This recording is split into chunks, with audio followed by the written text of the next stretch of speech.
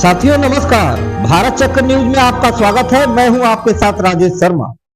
Supreme court ने बुधवार 19 नवंबर को एक अहम फैसला सुनाते हुए कहा कि 2021 ट्रिब्यूनल रिफॉर्म्स एक्ट के कई प्रावधान असंवैधानिक हैं, क्योंकि ये न्यायिक स्वतंत्रता और शक्तियों के पृथक्करण का उल्लंघन करते हैं।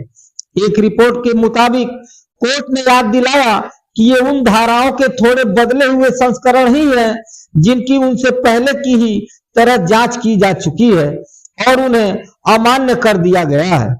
इस संबंध में भारत के मुख्य न्यायाधीश बी.आर. गवई और जस्टिस के विनोद चंद्रन की पीठ ने कहा कि इस अदालत द्वारा पहचानी गई और खारिज की गई खामियों को दूर करने के बजाय ये 2021 अधिनियम उन्हें थोड़े बदले हुए रूप में प्रस्तुत करता है। हमारी वर्तमान संवैधानिक व्यवस्था के तहत ऐसा दृष्टिकोण अस्वीकार्य है। पीठ ने मामले में प्रतिवादी केंद्र सरकार को 4 महीने के भीतर एक राष्ट्रीय ट्रिब्यूनल आयोग गठित करने का भी निर्देश दिया, जिसका कार्य होगा यह सुनिश्चित करना होगा कि देश के ट्रिब्यूनल स्वतंत्र और पारदर्शी तरीके से काम करें। जानकारी के लिए बता दूं कि ट्रिब्यूनल न्यायिक या अर्ध न्यायिक संस्थाएं होती हैं जिनकी स्थापना न्यायपालिका के मुकदमों के बोझ को कम करने या कुछ विषयों पर विशेषज्ञता प्रदान करने के लिए की जाती है।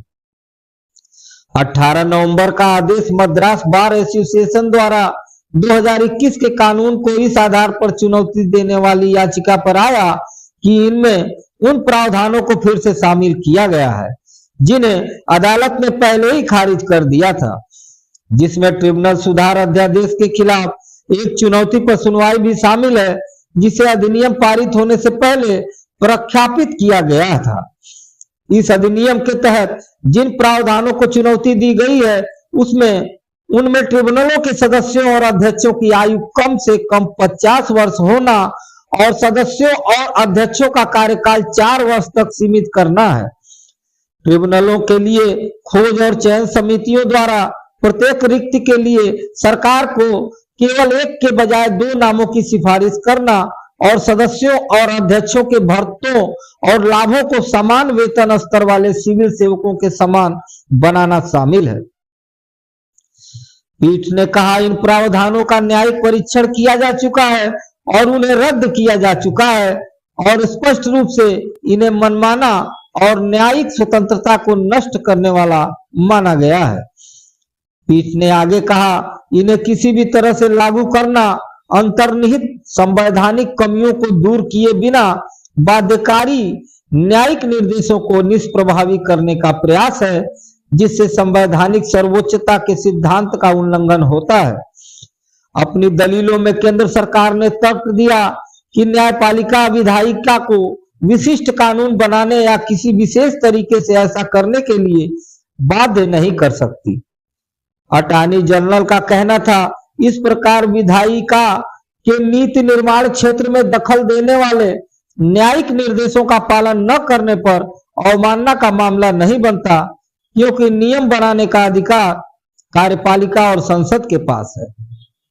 हालांकि पीठ ने इस विचार को खारिज कर दिया कि संबंधित प्रावधानों के संबंध में उसके पहले के निर्देश केवल सुझाव थे और संसद अपनी नीति निर्माण शक्तियों के अनुरूप उनसे अलग हट सकती है।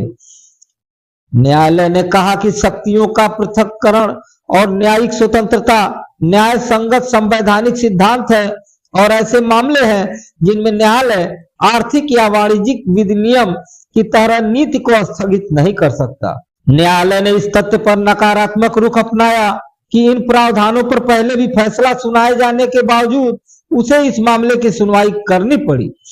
न्यायालय ने कहा एक ऐसी न्यायिक व्यवस्था में जहां पहले से ही लंबित मामलों की भारी संख्या है, ऐसे मुद्दों की लगातार पुनरावृत्ति से बहुमूल्य न्यायिक समय नष्ट होता है, जो अन्यथा सार्वजनिक और संवैधानिक महत्व के महत्वपूर्ण मामलों पर निर्णय लेने में लगाया जा सकता था।